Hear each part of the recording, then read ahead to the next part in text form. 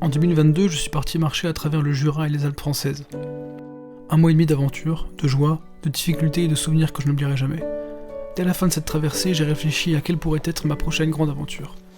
Très vite, la traversée des Pyrénées s'est imposée comme une évidence. Les Pyrénées, c'est une chaîne de montagnes que je connais bien moins que les Alpes, mais qui m'attire, inexorablement. Dans cette vidéo, je vais donc tâcher de vous expliquer les tenants et les aboutissants de ce projet, la traversée des Pyrénées 2024.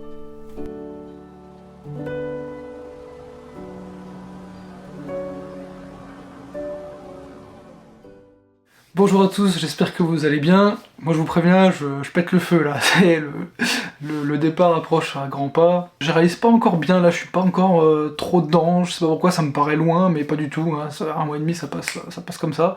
Donc oui, la traversée des Pyrénées, voilà mon projet pour cette année, enfin mon gros projet en tout cas, de randonnée longue distance pour 2024. Alors je vous vois venir, traverser des Pyrénées, ok, mais par la HRP, par le GR10, par le GR11. Alors je vous le dis tout de suite, ce sera un petit peu un mélange de tout ça, et un peu plus encore. Alors déjà pour remettre un petit peu de contexte pour ceux qui connaissent pas forcément, il y a 3 grands sentiers qui permettent de traverser les Pyrénées, d'est en ouest ou d'ouest en ouest, peu importe. Il y a le GR10. Le GR10, c'est un sentier de randonnée qui traverse les Pyrénées, en fait, côté français, sur le versant nord de la chaîne des Pyrénées. Il y a un petit peu le pendant du GR10, côté espagnol, qui est le GR11, donc qui évolue, lui, sur le versant sud de la chaîne. Et entre les deux, vous avez ce qu'on appelle la HRP, pour Haute Route Pyrénéenne, ou Haute Randonnée Pyrénéenne, peu importe, qui grosso modo suit la ligne de crête principale de la chaîne pyrénéenne, qui évolue plus en altitude, qui redescend moins dans les vallées que le GR10 ou que le GR11. C'est un itinéraire qui est plus court que le GR10 ou que le GR11, qui présente aussi moins de dénivelé, par contre qui est plus sauvage. Voilà.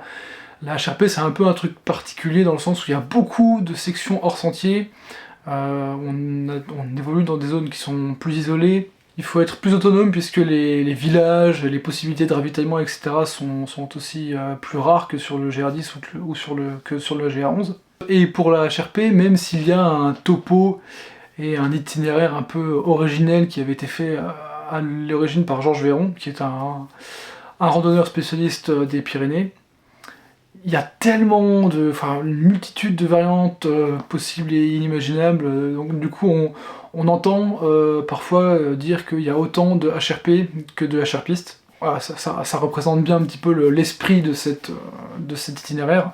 La traversée que je prévois de réaliser, dans sa philosophie, ce sera un petit peu un mélange de ces 3 itinéraires. Donc il y aura du GR10, du GR11, il y aura aussi forcément ce côté HRP où j'irai chercher des endroits un peu paumé quoi, voilà, et des passages techniques. J'ai vraiment construit cet itinéraire autour de différents massifs, de différentes vallées, de différents sommets que j'avais envie d'aller voir, ce qui fait que ça présente un itinéraire qui est quand même assez long.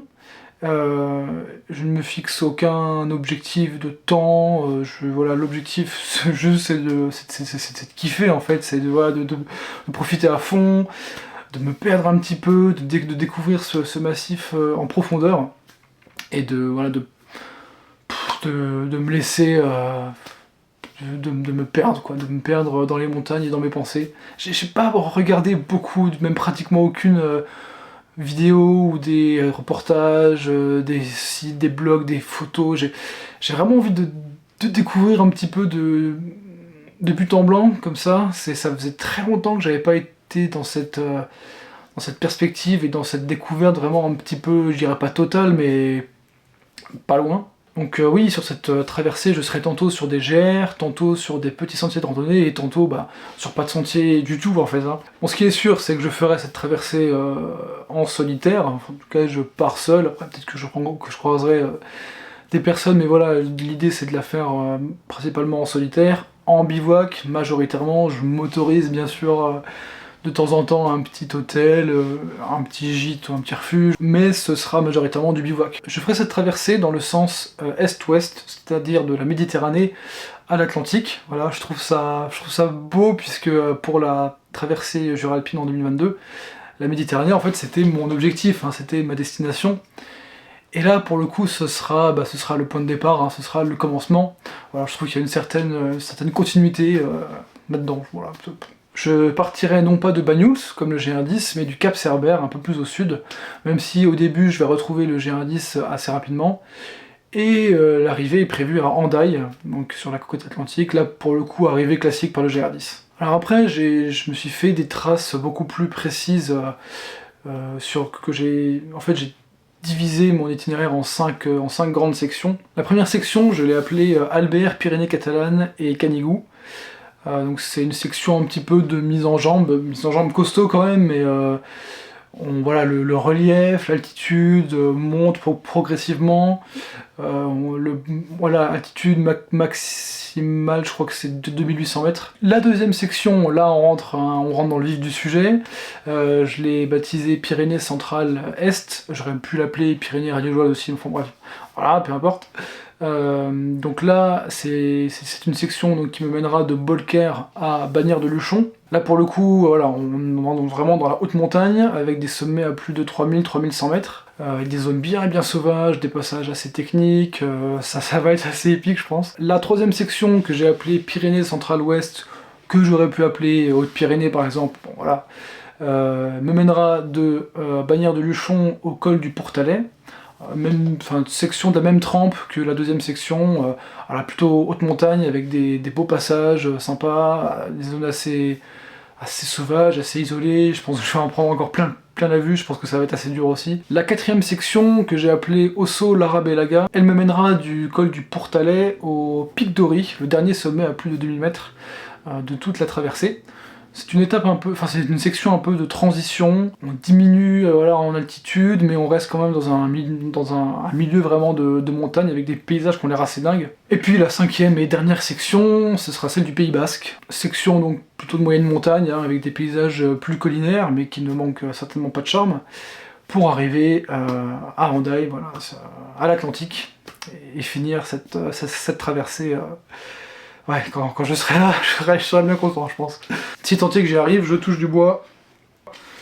C'est fou là ça. Donc cette traversée, là sur l'itinéraire que je prévois de faire, ça c'est théorique évidemment, mais ça nous donne un petit morceau quand même de 1000 km environ, pour 70 000 mètres de dénivelé positif, et forcément pareil en négatif. Point le plus bas 0 mètres, vous vous en doutez. Point le plus haut 3369 mètres au sommet du pic déposé, le deuxième plus haut sommet des Pyrénées. Encore une fois tout ça c'est théorique, c'est impossible de savoir exactement quel sera le tracé. Ça dépendra voilà, de la météo, de mes envies, de ma forme aussi, peut-être voilà, ça peut arriver, un petit coup de fatigue, un petit coup de mou, une maladie.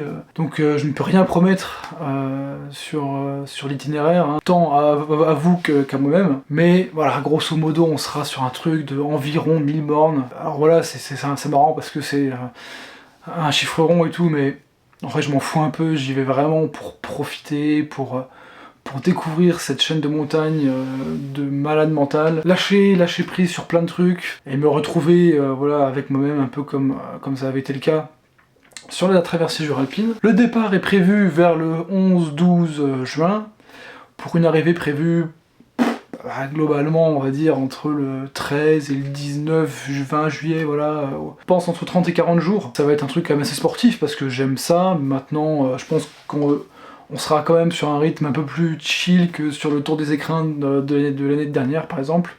Je vous mets le lien là au-dessus si ça vous intéresse. Naturellement, vous vous doutez bien que cette aventure sera filmée. Je vous proposerai une série de vidéos ainsi qu'un film qui retracera toute la traversée. Enfin, tout ça, ça arrivera en temps voulu, mais voilà, pour ne pas rater toutes ces vidéos, je vous invite bien évidemment à vous abonner si ce n'est pas déjà fait. Petite nouveauté également, vous pouvez désormais rejoindre la communauté de la chaîne en appuyant sur le petit bouton là en bas, le bouton rejoindre. En gros, ça vous permet de soutenir la chaîne, voilà, pour le prix de un café par mois. Ça vous permet de me soutenir en me permettant d'investir par exemple dans du matériel pour la chaîne, voilà, en me permettant de produire toutes ces vidéos. Je trouve que c'est un système qui est sympa puisque c'est pas sans contrepartie, voilà, c'est pas juste un simple don, c'est-à-dire que vous me filez un petit coup de pouce, mais en échange vous avez le droit à des vidéos et à du contenu exclusif, voilà, un petit peu sur les coulisses de toutes ces aventures qui vont arriver, et pas que. Voilà, je trouve que c'est plutôt chouette comme truc, si ça vous intéresse. Voilà, je vous laisse checker sur le bouton rejoindre. Vous pourrez également suivre cette aventure sur mon compte Instagram, le lien est dans la description, je vous attends là-bas. Et puis bon, je suis pas un sauvage, avant de partir je vous ferai une petite vidéo sur le matériel que je vais emmener pour cette traversée, la traditionnelle guerre list voilà, avant départ. J'attends vos réactions dans les commentaires, hein, si vous avez des questions. Je suis curieux aussi de connaître vos projets à vous pour cette année, pour cet été, voilà, si vous en avez, eh bien je vous en prie, n'hésitez pas à nous les partager, je trouve ça toujours super intéressant. Et puis cette traversée, je pense que ce sera aussi une bonne préparation, que ce soit physique, mentale, même au niveau du matériel, etc., pour ce qui arrivera après. Là pour l'instant c'est vraiment focus traversée des Pyrénées, mais sachez que voilà, après, dès début 2025, il va y avoir beaucoup de choses, des grands projets. Ça me fait un peu peur pour l'instant, mais voilà, va falloir voilà quoi, hein. Je vous en reparlerai en temps voulu. Vous inquiétez pas. Bon, déjà à plus court terme, si j'arrive vivant à Hendaye, il y aura d'autres treks dans les Alpes cet été, notamment je prévois de faire le tour du Beaufortin, le tour des glaciers de la Vanoise. Il y aura de l'alpinisme aussi, enfin bon voilà, là je préfère être honnête. On va avoir de quoi faire là, on va avoir du boulot là sur les prochains mois, et ça va pas près de s'arrêter je pense. Sur ce, prenez bien soin de vous. N'oubliez pas d'activer les notifications là, en cliquant sur la petite cloche pour ne pas rater les prochaines vidéos. À ce tantôt là-haut, ciao les amis.